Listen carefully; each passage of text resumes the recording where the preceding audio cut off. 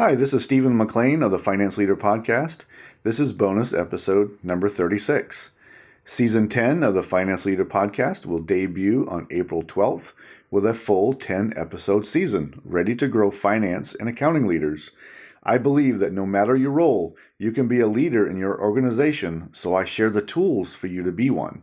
Additionally, I believe that you can use leadership to be a positive influence in everything you do. Also in the podcast, I encourage you to advance your career by having a realistic written plan, a growth mindset, and by taking action to own your career. This week, I am sharing a replay from Season 8, which is Episode 64, the CFO Mindset.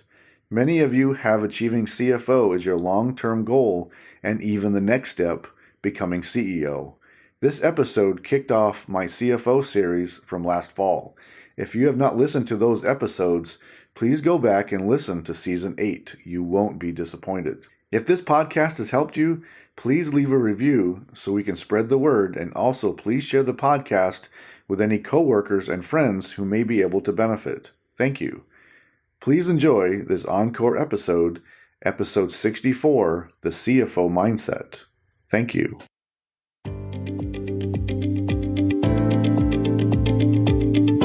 Mindset is everything. It determines how we view ourselves and how we view ourselves in the world. How we see ourselves determines how we face adversity and how we achieve our goals. The role of Chief Financial Officer requires a different mindset, a different worldview, and a different perspective that helps you see the organization differently. The CFO must be forward-thinking and must never quit. Always looking where to grow the business, execute the strategy, and get people excited about the brand, all while treating people with respect and dignity. Please enjoy the episode. Welcome to the Finance Leader Podcast, where leadership is bigger than the numbers. I am your host, Stephen McLean. This is the podcast for developing leaders in finance and accounting. This is episode number 64, and I'll be talking about the CFO mindset, plus I'll briefly discuss the qualities of a C-suite level executive, and I will highlight the following topics. Number 1, the qualities of a successful C-suite executive. Number 2, you must pivot your skill set, mindset, and perspective. Number 3, embrace change and embrace adversity. Number 4, you must set the right example every day to establish a high standard. And number 5, you must own your career in your goal accomplishment process. Author Robert Collier said, "Success is the sum of small efforts, repeated day in and day out." This is the debut of Season 8 and will be all about the role of Chief Financial Officer. We are going to explore this role over 7 episodes covering mindset, how senior executives work with each other, the CFO skill set, how CFOs add value, strategic business and financial planning, technology considerations, and I'll wrap up the season with the CFO pathway plus the hiring and selection process. Now, with CFO being your long-term goal, there's planning you need to do now so you have the necessary skills, mindset, and experience, because companies are highly selective for this role. It's a long process to be hired as a CFO normally. They will examine how you think. They'll examine your mindset, how well you work with others, your experience, your credentials, your understanding of business concepts beyond finance and accounting, and many other topics. And you need to be ready. You need to prepare now and have a plan where you are and where you need to grow. Imagine now you are a CFO and you have to deal with a variety of situations that challenge your time and energy. For example, like hedge fund managers or bank analysts calling you, if your company is publicly traded, trying to convince you into revealing information before the public knows. Also, what do you do when a major supplier of yours can't ship a key component of your cash cow product, and that threatens the company's ability to meet growth expectations? Another example, what is your process for finding additional lines of revenue and trying to recommend which is best for the company to develop? And this is happening while a new competitor has entered the market where your cash cow product has dominated for many years. What are your actions? What guidance do you give your team? And what do you recommend to the other senior executives you partner with? Just a few examples of adversity and challenges you will be facing. I want to help you achieve CFO, and I want you to be ready for it. Ready to overcome challenges and adversity that will definitely come your way.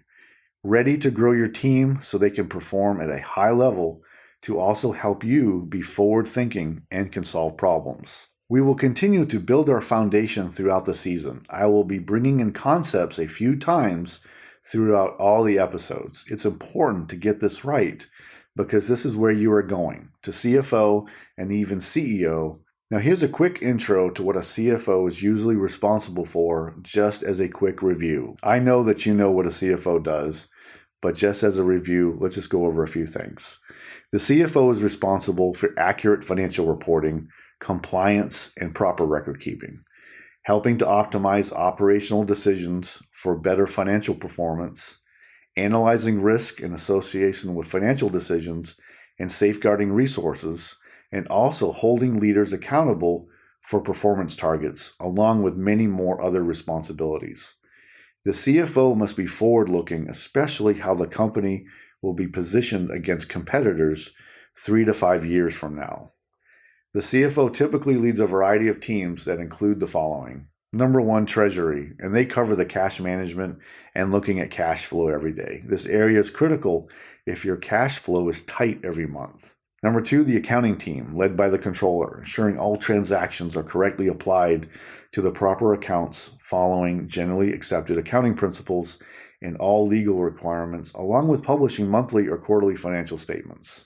The financial planning and analysis team, who are analyzing key performance metrics, performing projections, developing the budget, and calculating returns on investment, plus many other types of analysis around performance, often helping other departments understand their deliverables in financial terms. And often the information technology and information services team falls under the CFO, which in my opinion is a legacy idea.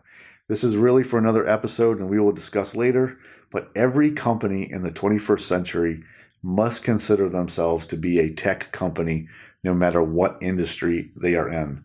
The information systems officer must have its own seat at the table. Again, we will talk about this at another time, and I'm sure it's going to be a controversial topic.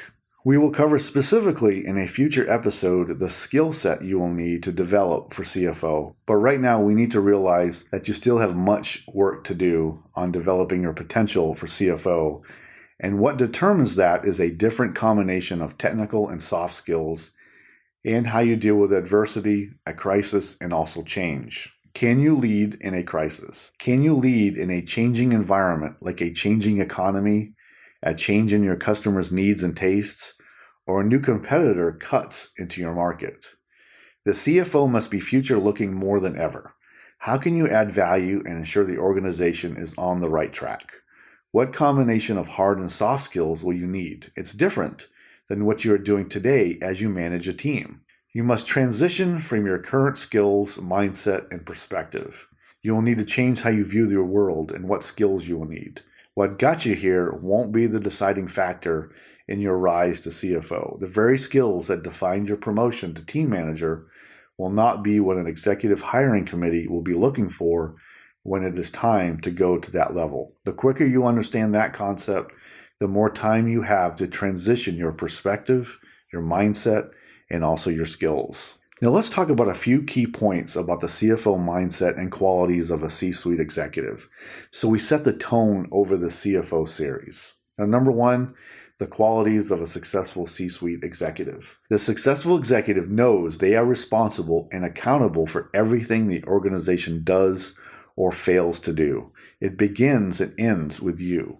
You must become the master of the implied task because no one will be telling you what needs to be done, because it'll be the senior executives steering the ship. It will be on your shoulders to determine the right priorities and how to best use the resources of the organization. C-suite executives must also lead their respective teams and partner together with the other executives and be committed to and deliver the strategy. You must continually have a strategic view of the organization. Now, I want to share a basic executive focus model, and I want to talk about this in terms of vision influence, and communication. Now, number one, vision. Where do we want to go? It must be a simple concept. What will this company do and where will it be positioned in the future? How you communicate your vision will be how you attract talent to your company who can share your passion for where you want this company to go. Number two, influence. Now, this is about positive influence. You want to build a team who is passionate about the brand, and you also want to connect with all the stakeholders. Focus on building an environment where people want to work with you and they want to contribute and be part of the team. So you must work to deliver positive outcomes and inspire people to deliver their best. And that comes from treating people with dignity and respect. There was a time when senior leaders got away with abusing their team and asking unreasonable demands. And those responsible for keeping senior leaders accountable would often look the other way as long as the organization was performing well, meaning it was accomplishing its mission and making money. This is not acceptable any longer. We want senior leaders who can build a great work environment while accomplishing the mission also. It can happen. You can actually expect from your team for them to perform at a high standard without coercion and abuse. This will be the new standard and the new expectation going forward. Treat everyone with respect and dignity, even those you have to let go because they were not a good fit. People are watching how you treat people when you let them go. Coercion and abuse will no longer be accepted. Microaggressive behavior will no longer be tolerated. Now, communication. Do everything you can to remove obstacles to sharing information and establishing the right priorities. Communicating those right priorities with the right use of resources that your organization has. Clear communication wins the day every day. Open communication facilitates trust. Now, we talked about vision, influence, and communication as a basic model for senior leadership. And we're going to be talking about this more as we progress through this season and talking about CFO and also senior leadership. Now, number two, you must pivot your skill set, mindset, and perspective. What you did as a manager will not be what you do as a CFO. It requires a different skill set. I will address CFO skills specifically in a future episode. You must shift to a strategic skill set, especially in communication, problem solving, being analytical, and in planning. We will talk more about skills in episode 66 in 2 weeks. You must shift and develop these skills. Those of you who see yourselves as Microsoft Excel experts will have to realize that Excel skills will not help you rise above the manager level. Excel is a tactical skill. You must have a growth mindset, seeing the organization as a whole, focusing on the future, ready to face adversity. As a CFO, you will face adversity, challenges, and also change. You will have to lead change, even change you may not believe in. Mindset is everything. You must be ready every day to inspire and to lead positive outcomes, no matter what you are dealing with personally or in the business environment. Your perspective must also change. You have to think and act in the strategic environment. You must also preserve decision space, and we will talk more about this later. Decision space is not allowing yourself to make a quicker decision than you need to. Make a decision at the right time, and don't be forced to do binary decisions. Decisions are more than just two choices. You must teach your team to look at the problem in more than just two alternatives. You may find that hybrid decisions are more likely to be adopted, and we'll talk more about this later.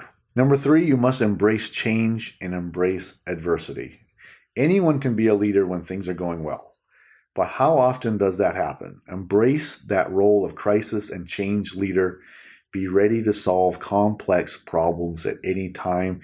This must be adopted into your mindset. Number four, you must set the right example every day to establish a high standard. People will be looking for you and what example you communicate. Do you know the difference between a work perk and having a sense of entitlement? As people get promoted, they often get confused as to what applies to them. A work perk, a specific perk of the job, is a defined benefit of the role you are performing in.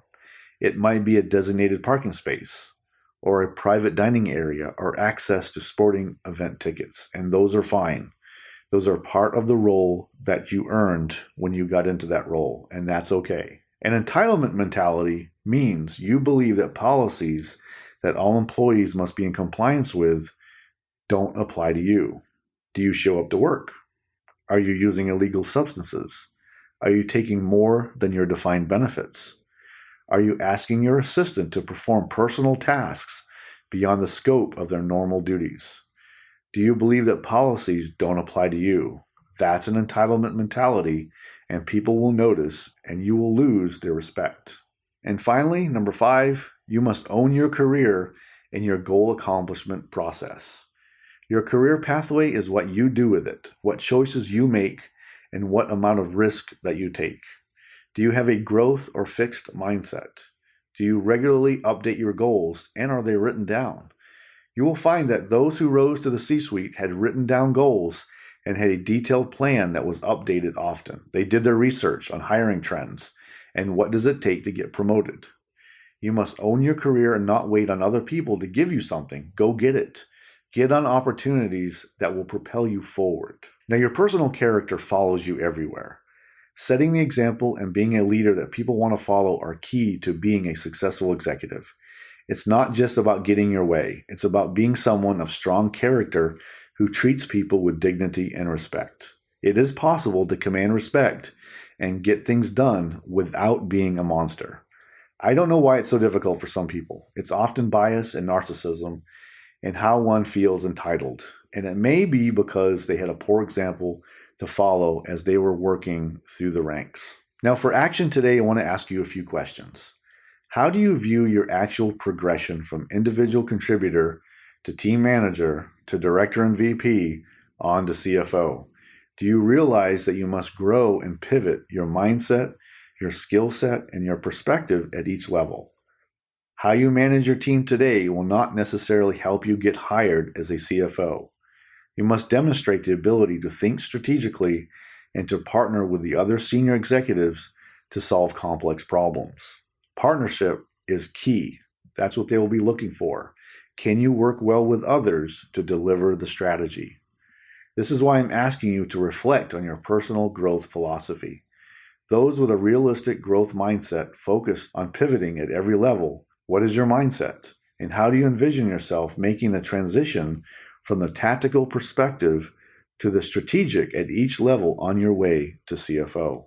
Now, today I talked about the CFO mindset and qualities of a C-suite executive and highlighted the following points. Number 1, the qualities of the successful C-suite executive. Number 2, you must pivot your skill set, mindset, and perspective. Number 3, embrace change and embrace adversity. Number 4, you must set the right example every day to establish a high standard. And 5, you must own your career and your goal accomplishment process. Your mindset determines how you view yourself and how you address accomplishing your goals.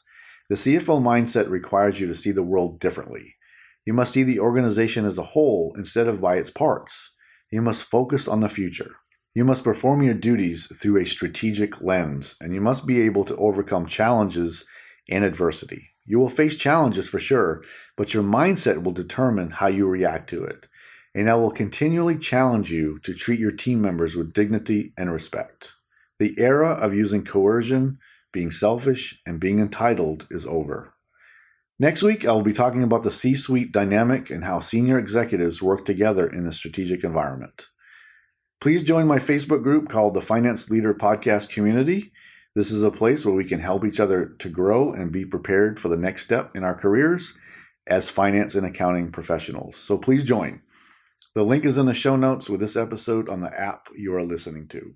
I hope you enjoyed the Finance Leader Podcast. I am dedicated to helping you grow your leadership skills, to change your mindset, and to clarify your goals so you achieve the role of Chief Financial Officer. You can find this episode wherever you listen to podcasts. Until next time, you can check out more resources at financeleaderacademy.com and sign up for my weekly updates so you don't miss an episode. And now, go lead your team, and I'll see you next time. Thank you.